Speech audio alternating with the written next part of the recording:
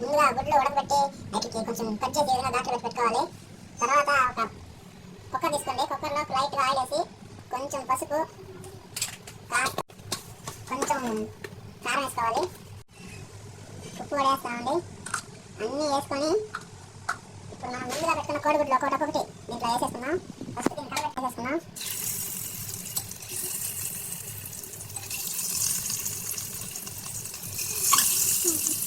నేనైతే మనుషులు ఎక్కువ అనేసి 7 కోడిగుడ్లు వేసామండి. మీరు మనుషులను బట్టి వేసుకోండి. మ్యాక్సిమం ఒక 3-4 రూపాయలు ఇవ్వాలండి. గుడ్లు ఇలా ఎర్రగా వేయించి పక్కన పెట్టుకోవాలండి. పక్కన పెట్టుకున్నాక ఒక బిర్యానీ ఆకు, లవంగాలు 3, చెక్క, ఒక యాలక్క, కొన్ని జీడిపప్పులు తీసుకోండి. జీడిపప్పులు మీ ఇష్టం ఉంటే వేసుకోవచ్చు, లేకపోతే అవసరం లేదు. ఇవి అక్కడ మిగిలిన ఆయిల్ వేసేసుకోండి.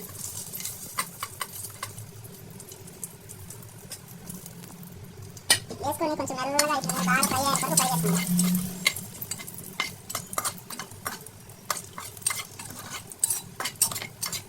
మీరు ఆయిల్ తీసుకొని ఆయిల్ అలాగే ఉంటే మీరు ఆయిల్ వేసుకోవద్దండి. ఉప్పు కారం అలాగే ఉండిపోతుంది. ఇట్లా ముందుగా కర్రీ పెట్టుకున్న ఆనియన్స్, కరివేపాకు, నేను టమాటా నూరు పోసుకున్నానండి. అట్లే అల్లం పేస్ట్ కూడా కొద్దిగా వేస్తున్నాను. లైట్గా సాల్ట్, లైట్గా కారపొడి వేసుకున్నానండి. కారపొడి రైస్ వేసి కలుపుకోవాలండి. రైస్ అంతా బాగా కలిసేపోతుంది. నేను వాటర్ యాడ్ చేయలేదు, ఇది రైస్లో ఉన్న వాటరే. సో దీన్ని బట్టి కొంచెం తగ్గించేసుకోవాలి రైస్. దీంట్లో మనం ఉడకబెట్టిన గుడ్లు వేసేస్తున్నానండి. ముందుగా ఫ్రై చేసి పక్కన పెట్టుకున్నాను కదా, గుడ్లన్నీ వేసేసాను. వాటర్ కూడా పోసేసానండి. వాటర్ ఒక కప్పు రైస్కి 1.5 కప్ వేయాలండి. ఎందుకంటే నేను బాస్మతి రైస్ తీసుకున్నాను కాబట్టి మీరు నార్మల్ రైస్ తీసుకున్నట్లయితే 1.5 కప్ వేసుకోండి. లెమన్ పిండుకుంటున్నానండి.